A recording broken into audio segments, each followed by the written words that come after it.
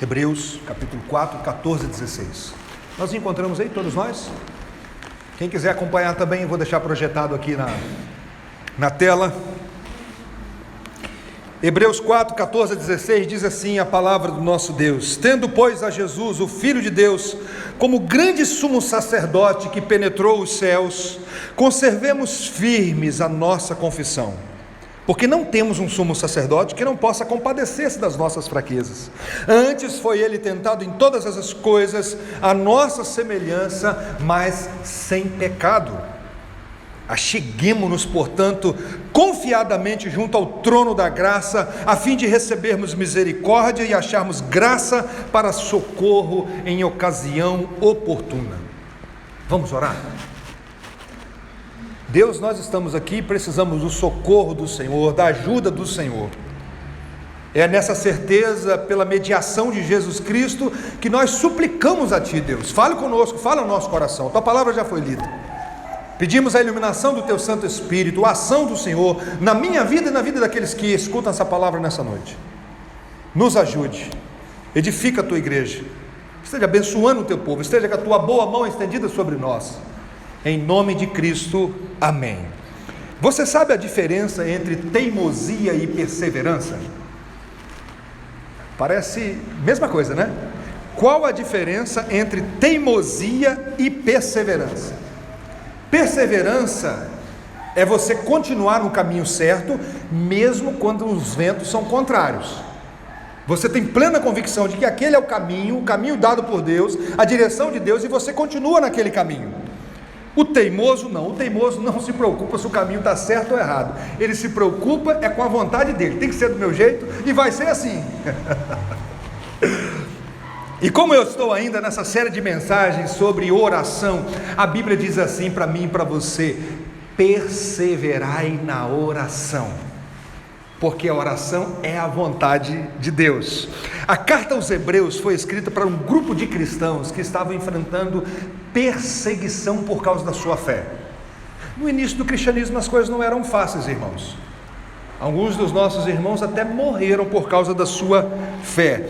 E o cristianismo sempre foi e sempre será perseguido. Às vezes uma perseguição mais tranquila, outra mais intensa, outras até com risco de vida. Em outras situações, uma perseguição assim mais sutil, não tão declarada, mas a perseguição existe, e ela existe exclusivamente por causa da pessoa de Jesus Cristo. E foi o Senhor Jesus que disse em João capítulo 15: se me odiaram, vão odiar vocês também. Precisamos estar preparados para isso. A perseguição acontece por causa do nome de Cristo, e se odiaram o Senhor Jesus, também vão nos odiar. No início do cristianismo, Antônio, chamaram os cristãos de canibais. Sabe por quê? Por causa da ceia do Senhor. Esse povo se reunia às vezes para comer a carne de um homem e beber o sangue. Não é assim que a Bíblia diz? Que Jesus tomou o pão e disse: esse é o meu corpo que é dado por vós. E ele tomou o cálice e disse: esse é meu sangue que é dado por vocês, o sangue da nova aliança. Então eles chamavam os cristãos de canibais. Eles comem a carne e bebem o sangue de um homem. Mas também já fomos chamados de ateus.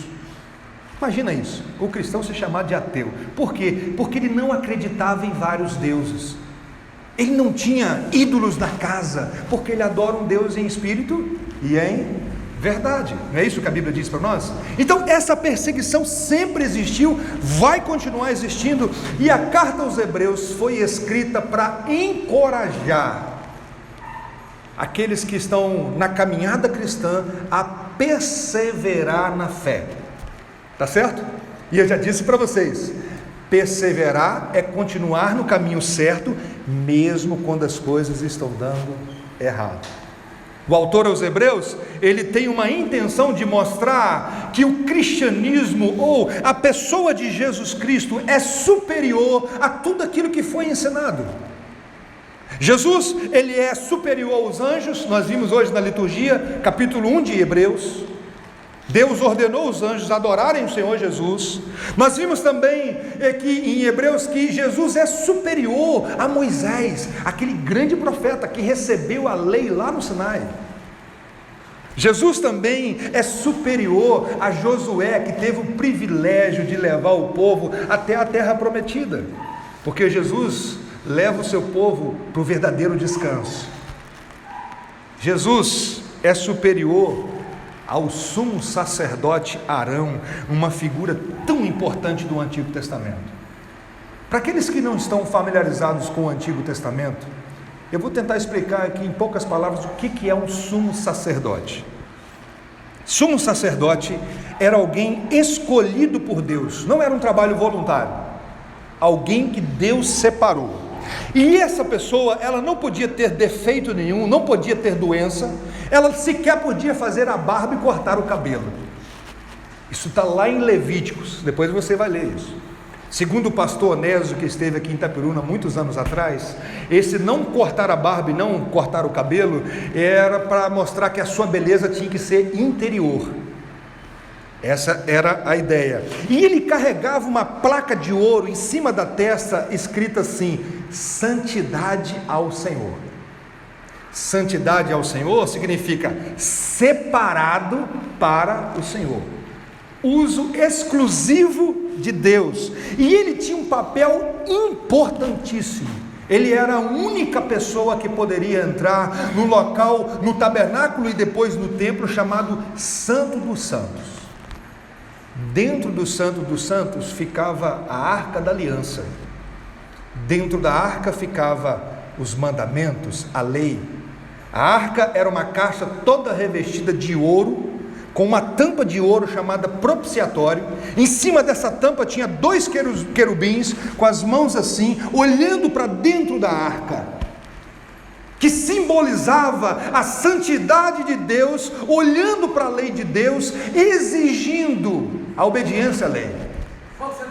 E olha só que interessante, uma vez por ano ele entrava nesse local, passando por um véu que separava o lugar comum do Santo dos Santos, e entrava lá para fazer um sacrifício, entrava lá com sangue para ser aspergido em cima dessa tampa chamada propiciatório, onde acontecia ali o aplacar da ira de Deus.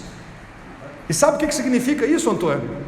Quando o sangue era derramado em cima dessa placa, os querubins, quando olhavam agora para dentro da arca, onde ficava a lei de Deus, Edivelto, agora eles não viam mais a exigência da lei, mas o sangue cobrindo. A lei exige a punição dos nossos erros. O sangue ali derramado em cima da tampa, Dona Aparecida, cobria, aplacava a ira de Deus. Uma vez por ano, o sumo sacerdote, ele entrava lá naquele lugar, no lugar santíssimo, chamado Santo dos Santos. E ele então fazia a mediação entre o povo e Deus. Era um privilégio muito grande. Uma vez por ano ele entrava nesse local e o povo ficava ali pelo lado de fora orando, enquanto o sumo sacerdote entrava nesse lugar. No período interbíblico, que é aquele período de Malaquias até Mateus, que você tem uma folha branca na Bíblia, foi escrito alguns livros, eles não são inspirados, por isso que não estão na nossa Bíblia, chamados livros apócrifos. Um desses livros dizia o seguinte, que o sumo sacerdote, ele entrava com uma corda amarrada. Por quê? Se ele morresse lá dentro do Santo dos Santos, ninguém poderia entrar. Como que eles faziam? Eles arrastavam esse camarada. Era a maneira de trazer ele morto lá dentro do Santo dos Santos. E aí, irmãos, esse era um papel do sumo sacerdote de maneira bem resumida. E o texto de hoje diz assim: tendo, pois, a Jesus, o Filho de Deus, como grande sumo sacerdote que penetrou os céus, conservemos firmes a nossa confissão. O que Jesus está fazendo? O que Jesus está fazendo hoje?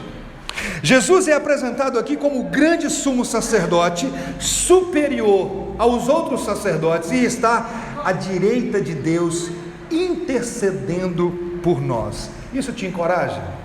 Me encoraja muito, saber que Jesus está à destra de Deus, orando por mim e por você, suplicando a Deus por mim e por você. Às vezes nós damos muita ênfase na cruz de Cristo, e não é errado, a cruz é importantíssima, mas nós damos pouca ênfase ao nascimento de Cristo, que é a sua encarnação. Às vezes só no Natal que falamos tanto. Damos pouca ênfase à vida de Jesus, o período que ele viveu, o ministério dele, a sua vida perfeita, a sua vida santa, marcada por lutas e provações, por lágrimas, recebendo declaração de amor e ódio.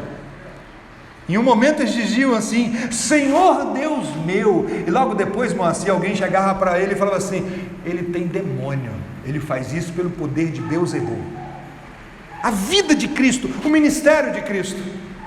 Depois ele vai para a cruz, e lá na cruz ele se faz maldição em nosso lugar, morre, ao terceiro dia ressuscitou, depois de 40 dias ele é a sua ascensão, é quando ele volta para o Pai. E agora o que Jesus está fazendo? Ele está intercedendo por nós, dona Aparecida, orando por mim e por você. Jesus não está numa sala de espera, aguardando o Pai chegar para ele e falar assim: filho, acorda, vai lá buscar a igreja, como nós cantamos quando lá do céu descendo para o seu Jesus voltar. Jesus está intercedendo à direita de Deus, pedindo por mim e por você. Tem um pastor presbiteriano já falecido chamado Sproul. Ele disse que esse grande sumo sacerdote, com esse papel de intercessor, de estar intercedendo pela gente, ele lembra de um período específico da vida de Jesus, ainda no ministério terreno, quando Jesus, com 2 dos seus discípulos, Judas e Pedro, todos os 2 negariam Cristo. Mas antes dos 2 dizerem: eu não te conheço, Jesus um dia virou para Judas e disse assim: vai logo, chegou a hora, vai me trair. Mas para Pedro, Antônio, ele falou diferente. Para Pedro ele disse o seguinte: Simão, Simão, eis que Satanás vos reclamou para peneirar como trigo, mas eu roguei por você, eu supliquei por você. Enquanto Satanás está pedindo para te peneirar, eu estava lá pedindo por você. Louvado seja Deus. Pedro negou Jesus, mas ele foi restaurado, e um dia ele se levantou dizendo que Jesus é Senhor, como um apóstolo, como um servo do Senhor, cheio da coragem de Deus, porque Jesus continua intercedendo por mim e por você.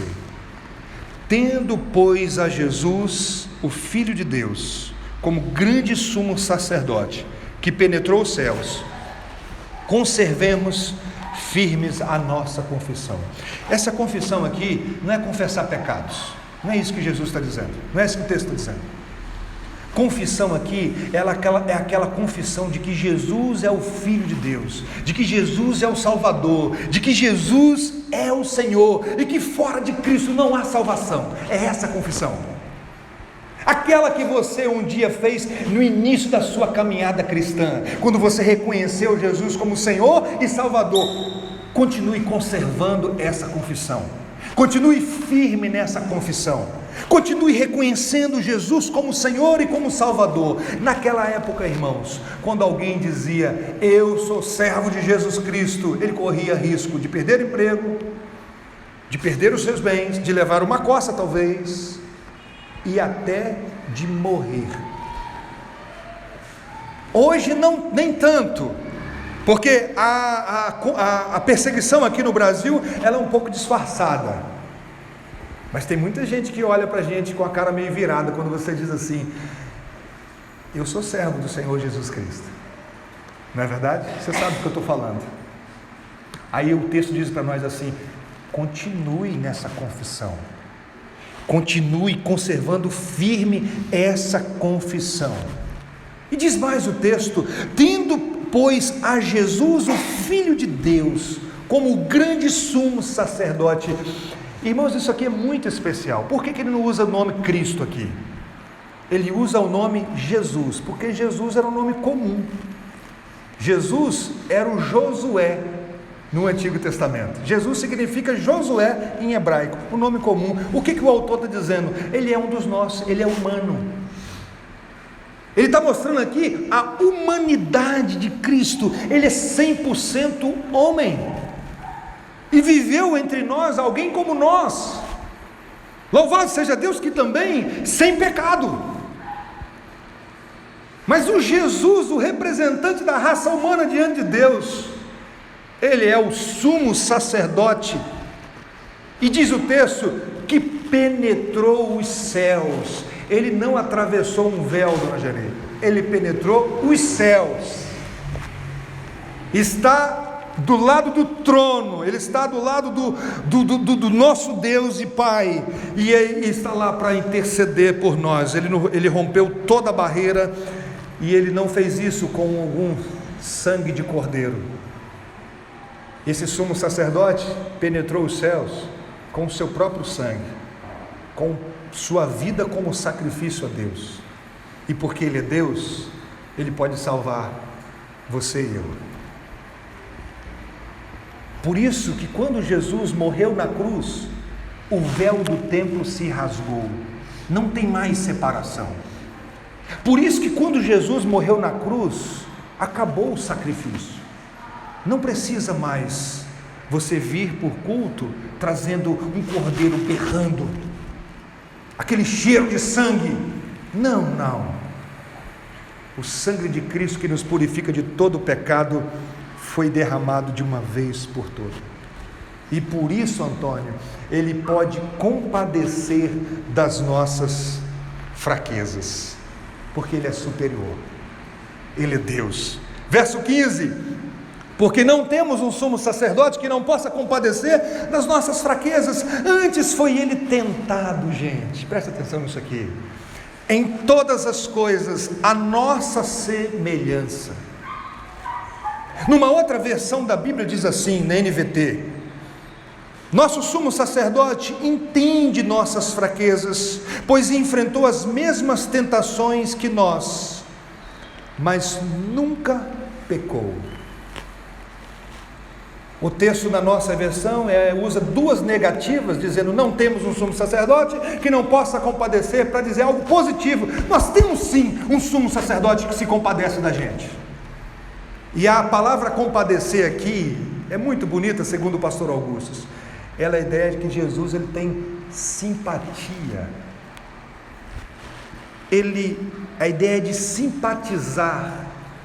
Não é que ele se alegra com os nossos pecados, mas ele olha para a gente com compaixão. Não é que ele está batendo palma quando você peca, quando você faz alguma coisa errada, mas ele olha para a gente com compaixão, capaz de nos socorrer, de nos ajudar, de transformar essa situação. É isso que esse texto está dizendo. E nós temos sim esse grande sumo sacerdote. Isso não quer dizer que os outros não tinham compaixão, tinham sim, mas esse grande sacerdote tem muito mais compaixão, porque além de tudo ele é Deus. Ele é poderoso para cuidar da minha vida e da sua, e não somente da minha vida e da sua, mas de todos aqueles que invocam o seu nome em espírito e em verdade. Ele pode dar atenção a várias pessoas ao mesmo tempo, e um sumo sacerdote não consegue fazer isso, porque ele é Deus. Eu posso até, Antônio, envolver nos problemas da sua vida até um certo limite, mas tem coisa que eu não consigo. Eu posso caminhar com alguém até um certo ponto, mas tem coisas que eu sou limitado, eu não consigo mais. Um dia eu entrei num escritório aqui em Itaperuna de um homem que tinha perdido um filho num acidente de carro. Naquela sala tinha um outro homem que tinha acabado de perder um filho também de acidente de carro. E eu escutei uma frase que marcou a minha vida: só sabe o tamanho dessa dor quem já passou por ela. Nenhum sumo sacerdote passou por todas as situações, mas Jesus aqui é apresentado aquele que foi tentado no máximo. Por isso ele é poderoso para compadecer de mim e de você. Eu posso orar por você, você pode orar por mim, mas tem coisas que eu não posso fazer por você, tem coisas que eu não sei o que você está passando. Eu posso no máximo dizer: meu irmão, eu vou orar com você, mas se eu nunca passei porque você está passando, eu vou falar assim: infelizmente eu não sei, essa dor eu nunca passei por ela. Ele sabe quais são as nossas tentações, quais são as nossas lutas. E lembre-se, Jesus foi tentado pelo próprio Satanás. foi o próprio Satanás em pessoa que se aproximou dele no deserto e disse: se és filho de Deus, transforma essas pedras em pães. Tudo isso te darei se prostrado me adorares. Calvino diz que essas fraquezas aqui que nós temos, que ele pode compadecer dela, tem a ver também com as emoções da alma, tais como preocupações, aflições, medo de morte e outras sensações semelhantes, que eu e você temos. Ele conhece todos os erros que você já cometeu e continua a cometer, sabe quantas vezes você precisará voltar para Ele, sabe que você não consegue orar como deveria, sabe que até os seus momentos de maior santidade são poluídos pelo pecado, sabe que até mesmo a fé mais forte é misturada com descrença, e ainda assim o convite a vir permanece. Somos instados a nos aproximar com ousadia, a misericórdia ainda pode ser encontrada e a graça ainda está disponível.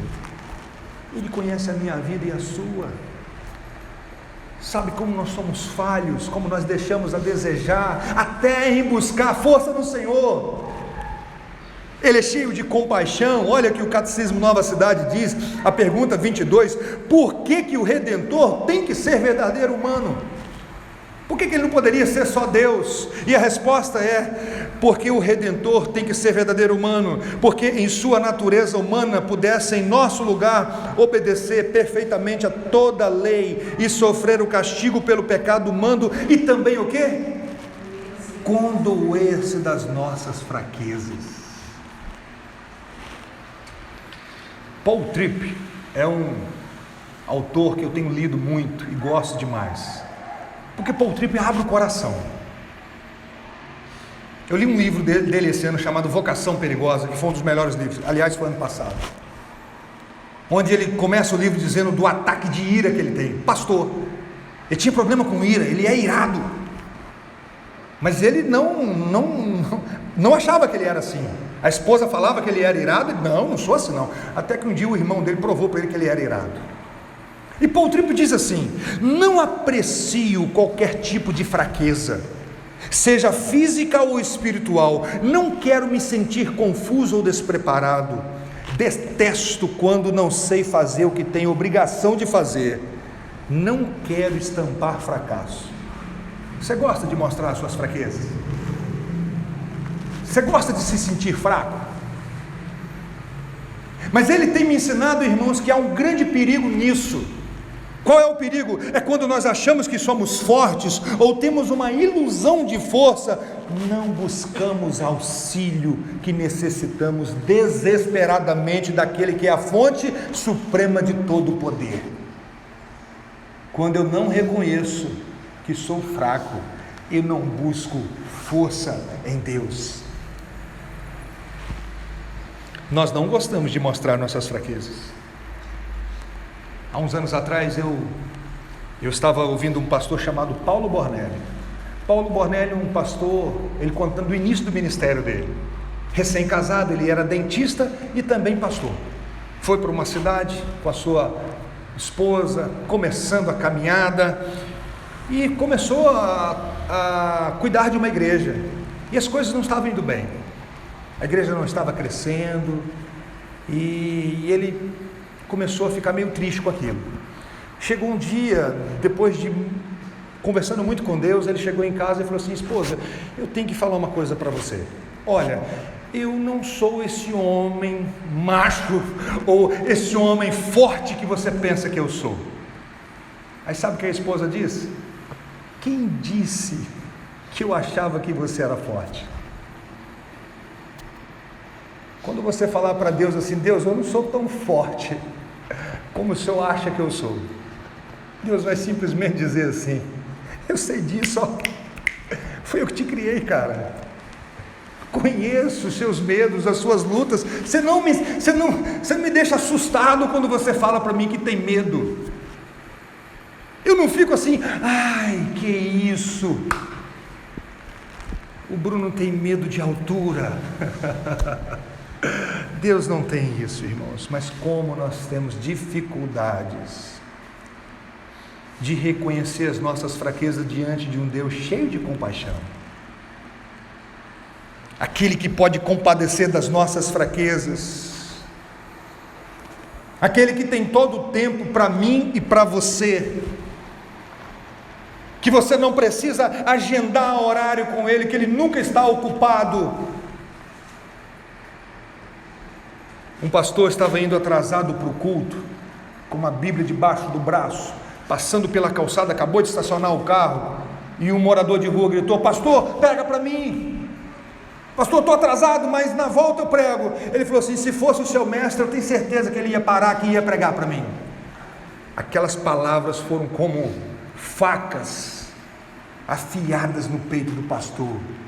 Ele voltou e pediu perdão e falou: é verdade, se é o meu mestre ele faria isso. Sabe quem era? Um crente desviado. O pastor parou, chegou atrasado no culto, levou ele, louvado seja Deus, aquela vida foi restaurada. Ele tem tempo. E não é verdade que de madrugada ele tem mais tempo, não, é qualquer horário. Porque às vezes nós falamos: não, a madrugada a fila é menor. Não, para ele não tem fila. Qualquer hora, em qualquer lugar. Em qualquer lugar. Não tem porta fechada. A porta está aberta para ele. Não precisa marcar horário nem local. Por isso o texto diz no versículo 14, versículo 16: acheguemo-nos, portanto, confiadamente junto ao trono da graça, a fim de recebermos misericórdia e acharmos graça para socorro em ocasião oportuna. Não é isso que está aí no versículo 16? Acheguemo-nos então, portanto, confiadamente junto ao trono da graça. Uma vez que o sumo sacerdote já conhece as nossas fraquezas, nossas falhas morais, ele conhece os nossos pecados. Qual é o caminho então? É fugir? É fazer o que Adão e Eva fizeram? Esconder atrás das árvores? Como o Dinho contou para mim essa semana lá em casa, que chegou em casa, o Pedro falou assim: pai, eu estou escondido, e eu estou atrás da cortina, hein?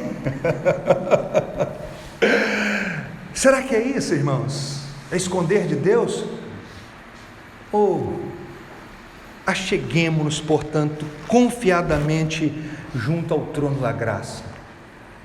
Lá não tem uma placa assim: acesso restrito, só para pessoas especiais. Não.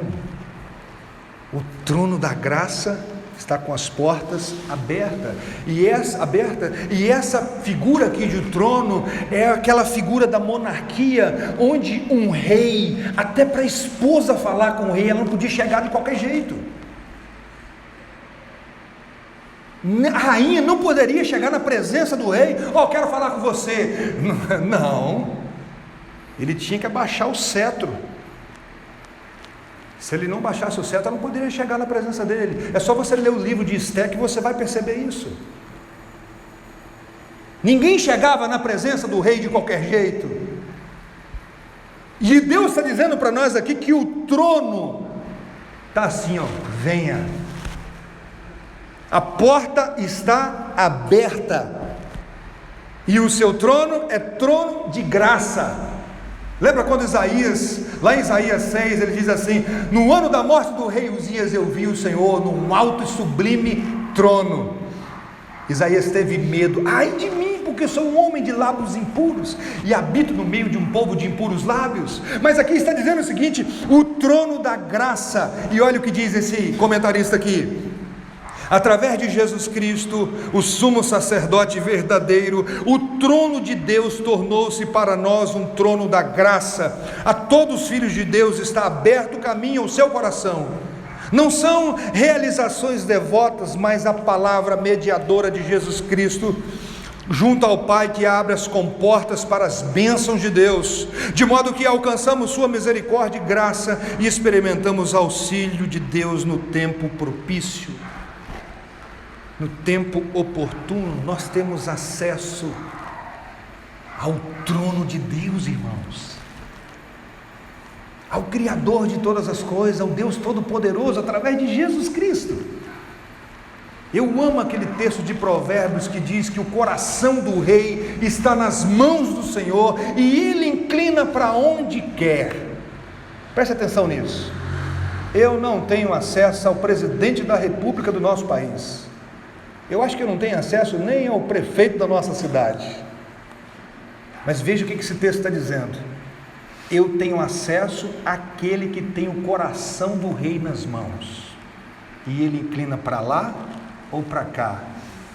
Você entende agora quando a Bíblia diz que nós devemos orar pelos reis, pelas autoridades? E nós fazemos tão pouco, nós gostamos de criticar, né? Nós descemos a lenha, vamos para o Facebook e acabamos com eles, mas não oramos por ele. Quando a Bíblia diz que o coração deles está nas mãos de Deus, e Deus inclina para cá ou para lá.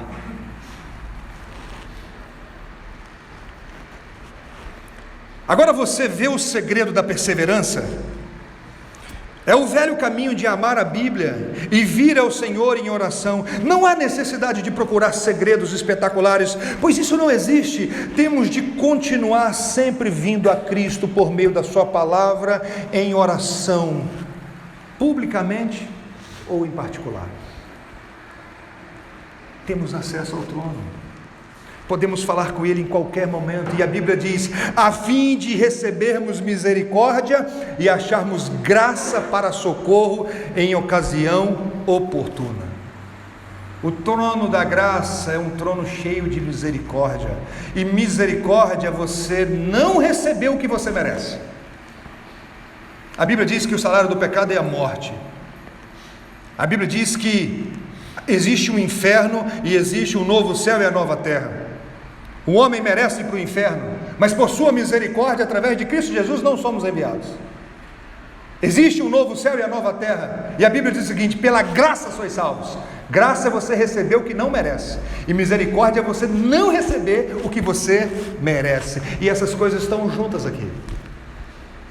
O trono da graça e da misericórdia, acharmos misericórdia e graça para socorro em ocasião oportuna. Portanto, aproximemo-nos do trono. Olha só, quero ler para vocês aqui um texto. Essa proximidade dele não é desenvolvida da noite para o dia.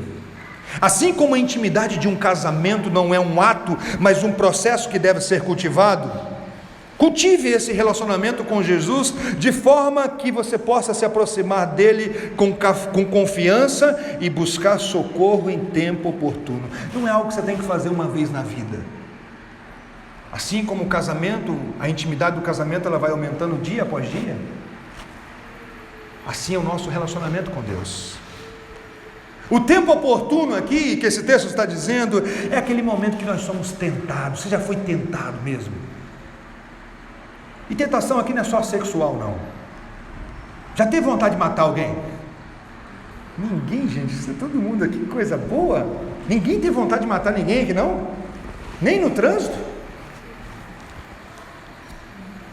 Aquele momento em que a vontade de dizer alguma coisa, então. Já teve vontade de dizer alguma coisa que você sabe que você não poderia falar?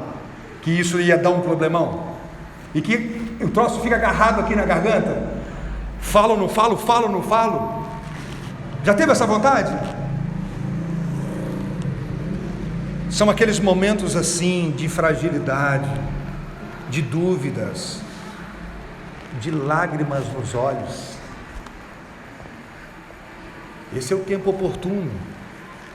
E é nesse tempo que nós precisamos dobrar os nossos joelhos e dizer: Jesus, socorre-me. Socorre-me. Não me deixe à vontade do meu próprio coração. Socorre-me. Quais aplicações nós podemos fazer desse texto nessa noite? Só há um mediador entre você e Deus, entre o homem pecador e o Deus santo. Só há uma maneira de aproximar-se desse Deus. É através de Jesus Cristo que é o caminho, a verdade e a vida, e ninguém vinha ao Pai senão por Ele. Só há um mediador entre Deus e os homens, e é Jesus Cristo. Só há uma maneira de se relacionar com Deus, e através de Jesus Cristo. Nós oramos até em nome de Jesus Cristo, não é verdade? Eu pergunto para você, Ele é o caminho, a verdade e a vida para você? Você já entendeu que Ele é o sumo sacerdote, aquele que te aproxima de Deus? Ele já se ofereceu por nós, Ele já deu o seu sangue por você? Preciso dizer mais, Jesus está voltando e você está indo, é um encontro inevitável. Você pode pedir para Ele não voltar, que Ele vai voltar. A pergunta que eu faço é, como será esse encontro? Hoje nós cantamos aqui na liturgia, quando lá do céu descendo para o céu Jesus voltar. Ah, que dia glorioso! Quando não abrir e piscar de olhos, o nosso Senhor vai aparecer, cheio de glória. E aí, acabou. Acabou tudo. Deixa eu falar outra coisa para você também, outra aplicação.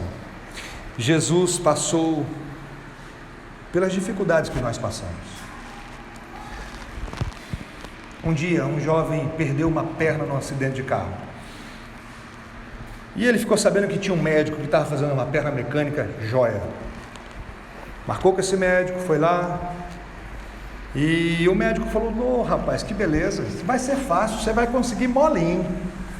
Marcaram o dia de experimentar a prótese, Antônio. O cara colocou aquela perna, tentou caminhar, mas teve muita dificuldade. O médico disse para ele: "Ah, faz isso não, isso é fácil.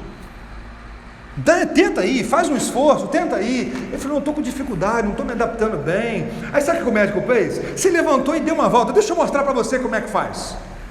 Aí o cara já ficou meio chateado com aquilo e falou assim: "É fácil para o senhor, que tem as duas pernas." Aí o médico levantou a calça, as duas pernas de prótese. O médico não tinha as duas pernas, era prótese. Irmãos, Ele conhece as nossas lutas. Ele conhece a minha luta e a sua. Não pensa que isso é surpresa para Ele, não. Ele sabe da minha dificuldade e da sua. Às vezes nós não falamos, mas nós pensamos assim: isso aqui Jesus nunca passou. Isso aqui Ele não sabe o que é, não. Isso aqui Ele não sabe o que é. Queridos, Jesus conhece as lutas do homem. Ele sabe o que é investir 3 anos na vida de uma pessoa e no dia da prova essa pessoa demonstrar que não aprendeu nada. Ele está ensinando Pedro. No momento da aprovação, Pedro arranca da espada e corta a orelha de Malco. Ele diz assim: "Pedro, você não entendeu nada, cara. Nada que eu te falei. Eu não falei que eu tinha que ser preso, eu não falei que eu ia morrer. Por que você está assustado, cara? Que isso?" Ele sabe, irmãos, a dor da traição. Ele sabe o que é alguém íntimo trair, e às vezes até com um beijo, chegar assim, dar um abraço gostoso e um beijo.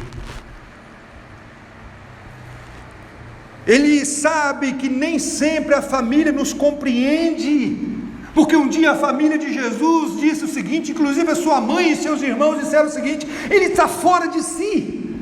Imagina a sua família falando: "Não, ele está doido." Às vezes nós passamos por isso. Fulano está doido. Não é assim? Aí Jesus fala assim para você: "Eu já passei por isso também. Eu sei o que é isso." Ele sabe o que é quando alguém, sabendo da sua inocência diante de uma acusação, lava as mãos com tranquilidade, diz assim: "Ah, isso aí não tem problema não." Ele apanhou, irmãos. Ele foi cuspido no rosto. Já aconteceu isso com você? Isso já aconteceu comigo. Quando eu era criança na escola, a coisa não era fácil. É ruim demais. Porque às vezes é pior do que um tapa no rosto. É humilhante alguém cuspir no seu rosto. É dizer, ô lixo. Quando Jesus teve sede, eles pegaram uma esponja, e aquela esponja era um papel higiênico que os soldados usavam, e molhou com vinagre e deram para ele beber, para matar a sede dele. Ele sabe o que é, irmãos, quando as pessoas passam e balançam a cabeça e falam assim, tadinho. Olharam para ele na cruz e balançaram a cabeça. Ele sabe o que é ser abandonado pelos seus amigos, aqueles que falam assim, estou contigo no rabo, tamo junto, hashtag, não é assim? Tamo junto até o fim. Aí na hora que você mais precisa, tem um que fugiu até pelado. Ele sabe o que é isso. Então não tem situação que você precisa assim ter restrição para dizer para ele, Senhor, eu sei que o Senhor nunca passou por isso, mas eu não vou nem compartilhar porque o Senhor não conhece isso. Não, Ele conhece. Ele sabe. Abre o seu coração para Ele.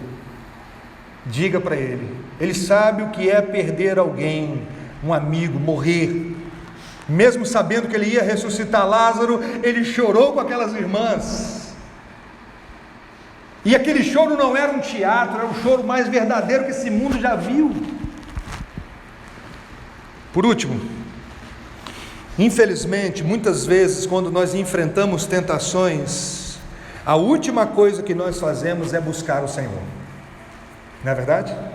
A última coisa que nós fazemos é buscar o Senhor. Já pensou naquela hora que a vontade de falar umas palavras difíceis com alguém, você conseguisse, pelo poder de Deus, falar, Deus me socorre agora. Aquela oração pequena como aquela de Neemias, que ele teve a oportunidade de falar com o rei, Senhor, me ajude.